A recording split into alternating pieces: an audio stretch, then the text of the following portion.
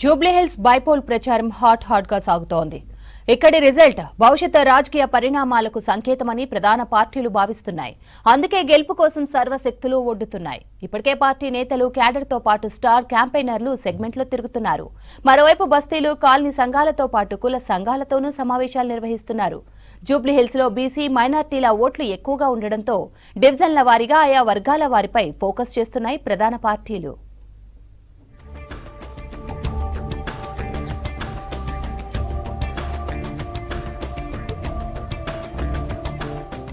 జూబ్లీహిల్స్ బైపోల్లో బీసీలు, ముస్లిం ఓటర్లు కీలకంగా మారారు.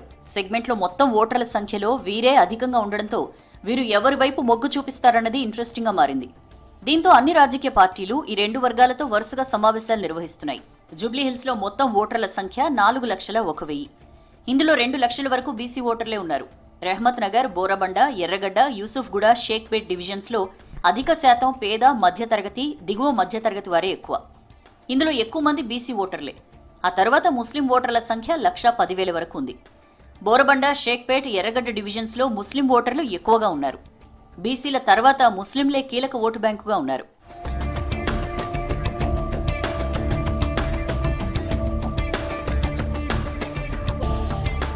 నియోజకవర్గంలో షేక్పేట్, ఎర్రగడ్డ, బోరబండ, రెహమత్ నగర్, వెంగళరావు నగర్, యూసుఫ్గూడ, సోమాజిగూడ ఇలా 7 డివిజన్లున్నాయి. అన్ని డివిజన్స్లోనూ భిన్న వర్గాల ఓటర్లున్నారు. ఎన్నికల్లో తీర్పును భిన్నంగా ఇస్తారు. ఒక్కో డివిజన్లో ఒక్కో పార్టీకి ఆదరణ ఉంటుందని గత అసెంబ్లీ, లోక్సభ ఎన్నికల ఫలితాలు చూస్తే తెలుస్తోంది. జూబ్లీహిల్స్ సెగ్మెంట్లోని 7 డివిజన్స్లో షేక్పేట్ ఒకటి. 55,000 మంది ఓటర్లున్న ఈ డివిజన్లో మైనార్టీలు ఎక్కువ.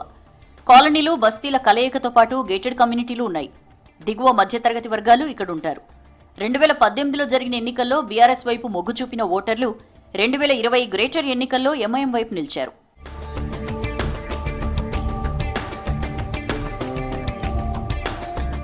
2023 అసెంబ్లీ ఎన్నికలు, 2024 పార్లమెంట్ ఎన్నికల్లో కాంగ్రెస్ స్వల్ప ఆధిక్యం సాధించింది. ఈసారి ఎంఐఎం మద్దతు కూడా ఉండడంతో బైపోల్లో తమదే పైచేయి అంటున్నారు హస్తం నేతలు. రాష్ట్ర మంత్రి వివేక్ వెంకటస్వామి షేక్పేట్లోని కాలనీలు, కుల సంఘాలతో, మైనార్టీలతో వరుస మీటింగ్లు నిర్వహిస్తున్నారు. షేక్పేట్ డివిజన్పై స్పెషల్ ఫోకస్ పెట్టిన మంత్రి వివేక్ ఇక్కడి నుంచి కాంగ్రెస్కు మంచి మెజార్టీ వస్తుందని ధీమాగా చెప్తున్నారు.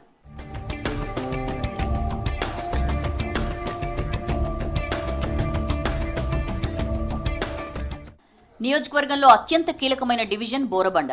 మైనార్టీలు, పేదలు, దిగువ మధ్యతరగతి ప్రజలు అధికంగా ఉండే ఈ డివిజన్లో పట్టు సాధించాలని అన్ని పార్టీలు చూస్తున్నాయి. ఇక్కడ 62,000 పైచీలకు ఓటర్లున్నారు. 2018 అసెంబ్లీ ఎన్నికల్లో, 2020 జీహెచ్ఎంసీ ఎన్నికల్లో, 2023 అసెంబ్లీ ఎన్నికల్లోనూ ఇక్కడ బీఆర్ఎస్దే పైచేయింది. అయితే 2024 పార్లమెంట్ ఎన్నికల్లో కాంగ్రెస్కు అధిక ఓట్లొచ్చాయి. దీంతో పాటు బీఆర్ఎస్ నుంచి కాంగ్రెస్కు వచ్చిన స్థానిక కార్పొరేటర్ బాబా ఫసియుద్దీన్ కూడా కలిసొచ్చే అంశమని కాంగ్రెస్ భావిస్తోంది.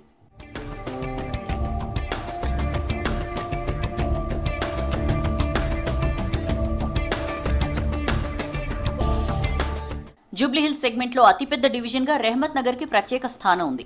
ఇక్కడ 66,000 మంది ఓటర్లున్నారు. ఈ డివిజన్లో మైనార్టీలు ఎక్కువగా ఉన్నారు. వీరితో పాటు పేదలు, బీసీలు ఉండే బస్తీలే ఎక్కువ.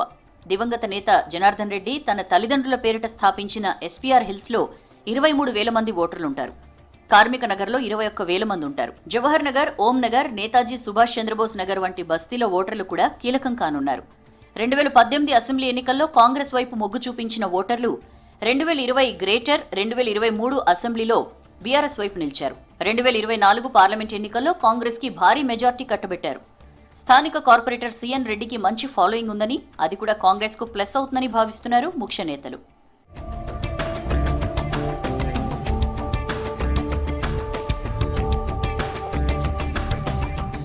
ఇక ఎర్రగడ్డ డివిజన్లో బస్తీలతో పాటు కొన్ని కాలనీలు ఉన్నప్పటికీ ఇక్కడ మైనార్టీలే కీలకం.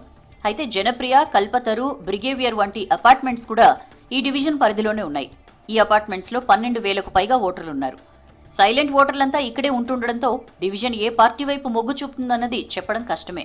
2018లో కాంగ్రెస్కు, 2020 గ్రేటర్లో ఎంఐఎం, 2023 అసెంబ్లీ ఎన్నికల్లో బీఆర్ఎస్, 2024 పార్లమెంట్ ఎన్నికల్లో కాంగ్రెస్ ఇక్కడ ఆధిక్యం సాధించాయి. స్థానికంగా అయితే బీజేపీ కూడా అత్యధికంగా ఇక్కడి నుంచే తమకు ఎక్కువగా ఓట్లు పోలవుతాయని భావిస్తోంది. అపార్ట్మెంట్ ఓటర్స్ అంతా తమ వైపే ఉంటారని చెప్తున్నారు.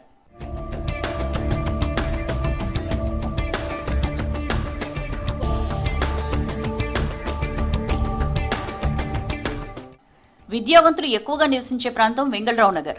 వెంగళరావు నగర్, సిద్ధార్థ నగర్ కాలనీలు అన్ని పార్టీలకు కీలకం. జవహర్ నగర్ లాంటి బస్తీల్లో కూడా కీలకమైన ఓటర్లుంటారు. 2018 అసెంబ్లీ ఎన్నికలతో పాటు 2020 గ్రేటర్, 2023 అసెంబ్లీ ఎన్నికల్లో బీఆర్ఎస్ వైపు నిలబడ్డ ఓటర్లు 2024 పార్లమెంట్ ఎన్నికల్లో మాత్రం బీజేపీ పక్షాన్ని నిలిచారు. ఒక రకంగా చెప్పాలంటే 3 పార్టీలు ఇక్కడ బలంగా ఉన్నాయని లెక్కలు వేస్తున్నారు విశ్లేషకులు.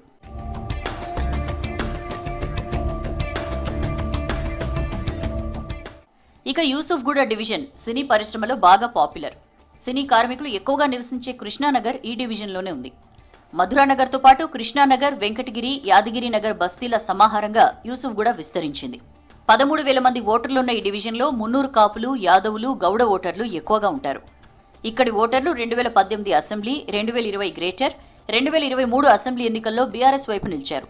2024 పార్లమెంట్ ఎన్నికల్లో మాత్రం బీజేపీకి మెజార్టీ కట్టుబెట్టారు. కాంగ్రెస్ అభ్యర్థి నవీన్ యాదవ్ బీసీ కావడం, స్థానికుడు అవడం ప్లస్ పాయింట్ అని కాంగ్రెస్ భావిస్తోంది. యాదవ, గౌడతో పాటు ఇతర బీసీ ఓట్లు తమవే అంటోంది. అలాగే నవీన్ యాదవ్ ఫ్యామిలీకి మొదటి నుంచి సినీ ఇండస్ట్రీ సంబంధాలు ఉండడంతో వారి ఓట్లు తమకే ఎక్కువగా పడతాయని చెప్తున్నారు హస్తం నేతలు.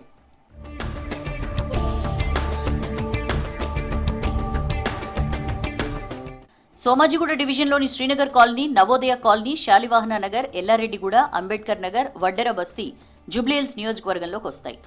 ఇక్కడ ఉన్న బస్తీ ఓటర్లు కీలకం కానున్నారు. మైనార్టీలు కూడా ఎక్కువగా ఉండడంతో ఏ పార్టీకి సరైన మెజార్టీ దక్కిన సందర్భాలు లేవు. 2018 అసెంబ్లీ ఎన్నికల్లో కాంగ్రెస్, 2020 గ్రేటర్, 2023 అసెంబ్లీ ఎన్నికల్లో బీఆర్ఎస్కు స్వల్ప మెజార్టీ వచ్చింది. 2024 పార్లమెంట్ ఎన్నికల్లో బీజేపీకి మెజార్టీ దక్కింది.